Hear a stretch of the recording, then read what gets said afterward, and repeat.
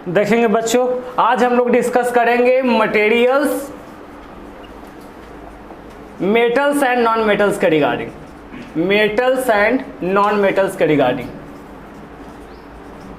ठीक है, देखिए ऐसा है ये टॉपिक, ठीक है, जिसमें हम लोग डिस्कस करेंगे मटेरियल्स के क्लासिफिकेशन के रिलेटेड कि किस प्रकार से मटेरियल का क्लासिफिकेशन किया गया है। जितने भी मटेरियल है इसको क्लासिफाई करते हैं प्रेजेंट नेचर में कितने तरह के पाए जाते हैं उसके बेसिस पे। तो देखो, ये सबसे पहले जब नेचर में पाया जाता है जितना भी मटेरियल, वो या तो प्योर रहेगा या तो इम्प्योर रहेगा। ठीक है, तो जितना भी सबसे पहले जो भी मटेरियल है, इसी मटेरियल को हम लोग सबस्टांस भी कह सकते हैं। और ये जो सबस्टांसेज होते हैं हमारा दो तरह के होते हैं। एक हो गया हमारा प्योर सबस्टांस, जिसको शुद्ध बोल सकते हैं, प्योर सबस्टांसेज, और सेकंड हो गया इम्प्योर सबस्टांसेज, इम्प्योर सबस्टांसेज। ठीक है, और देखो बाबू, प्योर का मतलब क्या होता है, एक तरह के कंस्टिट्यूएंट को शामिल करना, इसीलिए प्योर हो जाता है। और इस प्योर में जो शामिल होगा, है ना, इस प्योर में जो शामिल होगा वो आ जाता है element and compound. Element and compound जो है ये प्योर सबस्टांसेज में। इम्प्योर सबस्टांसेज का दूसरा नाम होता है मिक्सचर, समझ गए। और अशुद्ध चीज है तो ये मिक्सचर को आगे जा करके दो भाग में बांटा जाता है बाबू। एक का नाम है होमोजीनियस मिक्सचर, और एक का नाम होता है हमारा हेट्रोजीनियस मिक्सचर। ठीक है, तो ये दो तरह के मिक्सचर हो गया। इसी प्रकार से अगर हम एलिमेंट्स एंड कंपाउंड की बात करें तो याद रखना, जितना भी मटेरियल है ना उसको ही सबस्टांस कहते हैं, या इसी को आप मैटर भी कह सकते हो। और मैटर होने के लिए आपको पता है कि दो कंडीशन होना चाहिए। पहला क्या कहता है, मस्ट ऑक्यूपाई स्पेस, जगह छेकना चाहिए। और दूसरा कहता है मस्ट हैव सम मास, कुछ इसमें क्या होना चाहिए, वजन होना चाहिए, राइट। अब ई एलिमेंट को तीन भाग में बांटा जाता है। ठीक है, वो आ जाता है हमारा मेटल, सेकेंड आता है हमारा नॉन मेटल, और फिर हमारा फाइनली जो आ जाता है वो है मेटालॉइड्स। ठीक है, ये तीन क्लासिफिकेशन होता है।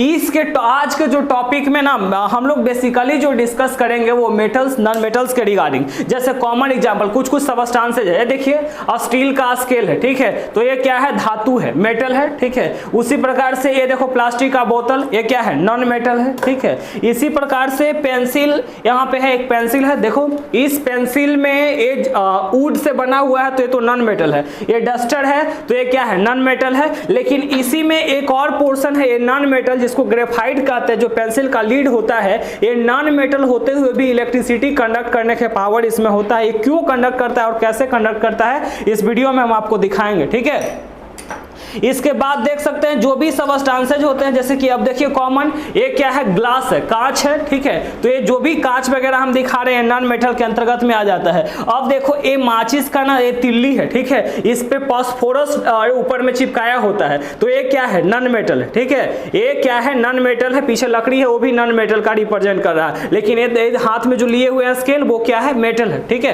तो इसी के बारे में ये वीडियो रिलेटेड है। तो सबसे पहले अब ना मेटल्स नॉन मेटल्स के बारे में आप कुछ कॉमन कैरेक्टरिस्टिक्स आप जान लीजिए। मेटल्स क्या होता है, तो सबसे पहला वैसा प्रॉपर्टीज मेटल का जिससे इसको पीट करके चदरा में कन्वर्ट करते हैं, उसको हम लोग बोलते हैं मैलिएबिलिटी, है ना, मैलिएबिलिटी बोलते हैं। ठीक है, जैसे ये देखो इस चदरा के रूप में इसको कन्वर्ट किया गया है, तो ये कौन सा प्रॉपर्टी के कारण ये कन्वर्ट हुआ है, इसको मैलिएबिलिटी कहते हैं। समझ गए ना, ये कौन सा प्रॉपर्टी है, तो मैलिएबिलिटी। और मैलिएबिलिटी के कारण ही जो है ये कन्वर्ट हो गया है किस चीज के केस में, तो ये थीन शीट्स के तौर में कन्वर्ट हुआ है। इसी प्रकार से अब यही मेटल में एक प्रॉपर्टी है जिसका नाम है डक्टिलिटी। क्या नाम है, डक्टिलिटी। और यही डक्टिलिटी की वजह से देखिए इसको तार में कन्वर्ट किया गया है। समझ रहे हैं ना, ये पतला सा इसमें तार है, देखो।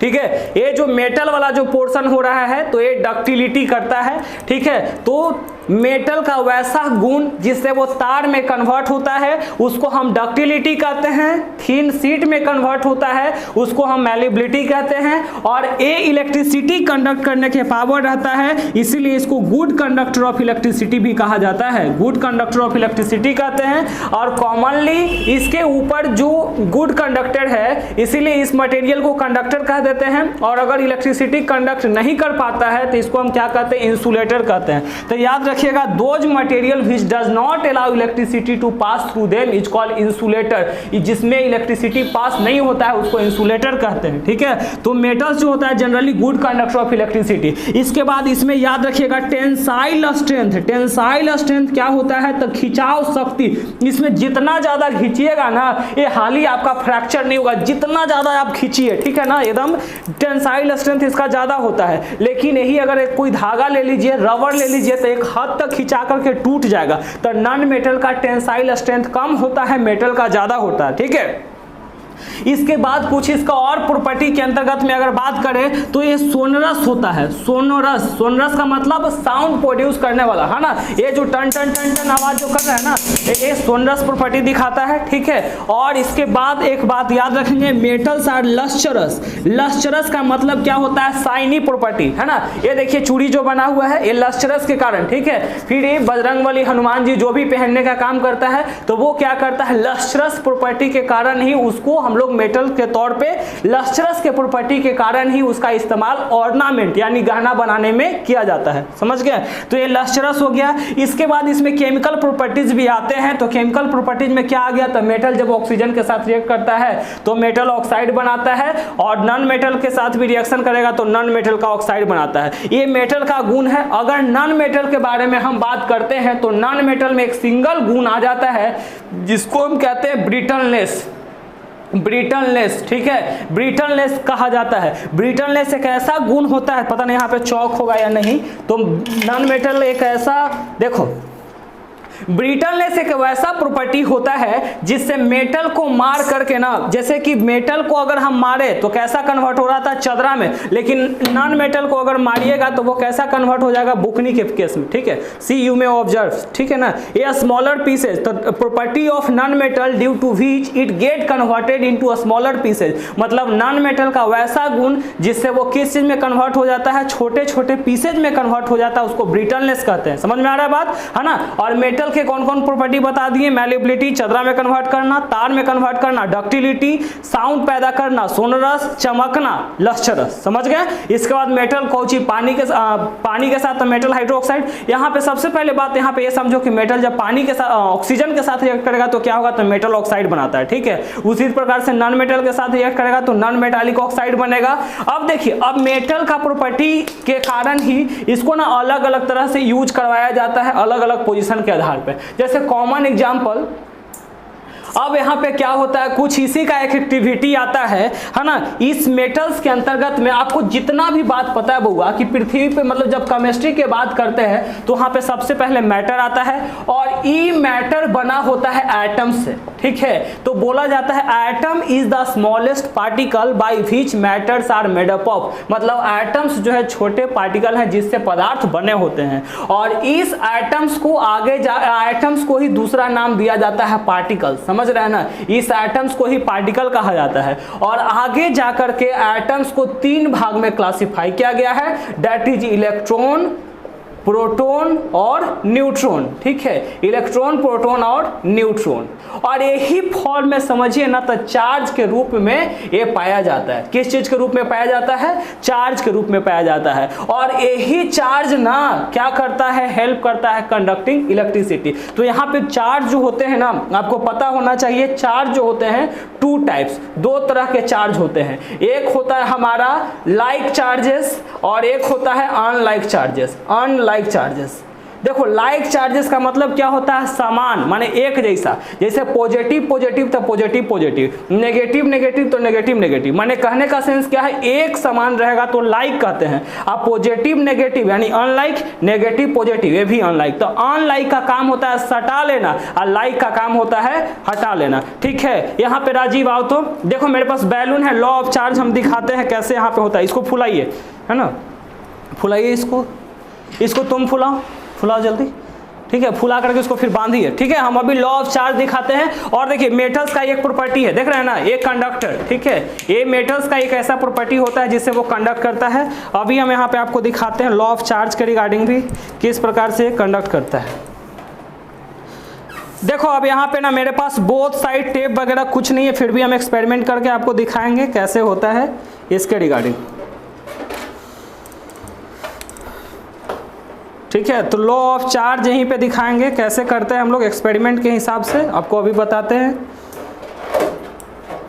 इसमें एक्चुअली वेरी सिंपल कॉन्सेप्ट अभी बता दिए थे, दोज मटेरियल भी चलाओ the electricity to pass through them, वैसा मटेरियल जिससे इलेक्ट्रिसिटी पास होता है उसको कंडक्टर कहते हैं, और जिससे इलेक्ट्रिसिटी पास नहीं होता है वो क्या हो जाता है, तो वो बेसिकली क्या कहलाता है, इंसुलेटर कहलाता है, ठीक है। कोई भी जैसे मटेरियल कंसिस्ट करेगा तो वो दो मतलब जो भी वायर होता है उसमें दो कंपोनेंट के बारे में चर्चा करता है। जैसे इसी के बारे में अगर देख लो तो ये आगे वाला जो नोकीला पोर्शन दिख रहा है ना, ये जो है मेटल वाला, एक कंडक्टर में आ जाएगा, और ऊपर में जो रबर का जो पोर्शन होता है वो इंसुलेटर कहलाता है, ठीक है। अब देखिए इसमें किस प्रकार से एक्सपेरिमेंट करते हैं वो देख लो। सबसे पहली बात, कोई भी कॉमन एक्सपेरिमेंट है, लॉ ऑफ चार्ज के केस में अभी हम दिखाते हैं आपको कैसे किया जाता है। यहाँ पे इसको ऐड कीजिए दोनों में, इसको और इसको दोनों ऐड कीजिए वायर को। देखिए अब इस केस में क्या करेंगे, इसमें हमको कुछ नहीं करना, सिंपली इधर देखिए बात, ठीक है। देखो इस प्रकार से रबिंग किए, रबिंग के द्वारा क्या करते हैं, चार्ज करते हैं, ठीक है। ये किसी भी बॉडी को चार्ज किया जाता है। अब देखो मेरे पास बोथ साइड टेप नहीं है, फिर भी देखो सी आ रहा है उसमें, सी दिस इज, ठीक है। कॉमनली एग्जांपल देखिए, सी देख रहे हैं, ये क्या करते हैं, तो रब करने के बाद क्या होता है, बैलून ना चार्ज हो जा रहा है, ठीक है। तो किसी भी बॉडी को तीन तरह से आप चार्ज कर सकते हैं, रबिंग, कंडक्शन एंड इंडक्शन, समझ रहे हैं ना। ये उतना ज़्यादा नहीं कर पा रहा है, फिर भी है ना, वॉल की वजह से उसमें अपोजिट चार्ज क्रिएट हो जाता है, देख रहे हैं। मेरे पास बोथ साइड टेप नहीं था, फिर भी ये कैसे, ठीक है। तो ये क्या होता है, चार्ज क्रिएट हो जाता है opposite side. Go to your place, seat पे बैठिए, ठीक है। तो कहने का सेंस क्या होता है कि चार्ज का जो नियम होता है, like charges repel each other, अगर एक समान रहेगा ना तो एक दूसरे से दूर चला जाएगा, लेकिन अनलाइक रहेगा तो सटाने का काम करेगा, ठीक है। एक दूसरे से अगर हट रहा है तो वो क्या कर रहा है, कहीं ना कहीं चेंजेस करके दिखा रहा है, ठीक है। ये रिपल्सन कर रहा है ना, उसको फोर्स लगा रहा है, ठीक है। लेकिन अगर लाइक चार्जेस क्रिएट हो रहा है तब, अगर अनलाइक रहेगा तो क्या कर लेता है, unlike charge attract each other, है ना। अनलाइक चार्ज क्या करता है, एक दूसरे को सटाने का काम करता है, लाइक चार्ज क्या करता है, रिपल्सन का काम करता है, ठीक है। अब कॉमन एग्जांपल देखिए, ये देखिए मैंने अभी क्या बताया, वायर जो होता है इलेक्ट्रिसिटी कंडक्ट करता है, ठीक है। अब क्या होगा, जैसे कॉमन एग्जांपल, कोई बल्ब है मेरे पास, ठीक है,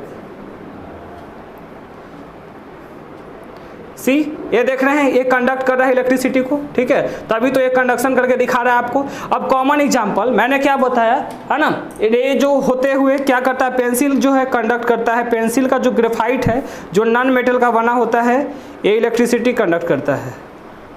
सी देखिए पेंसिल के लीड में हम सटा रहे हैं, पेंसिल को लीड में हम सटाएंगे, ये ग्लो करेगा, देखिएगा, ठीक है।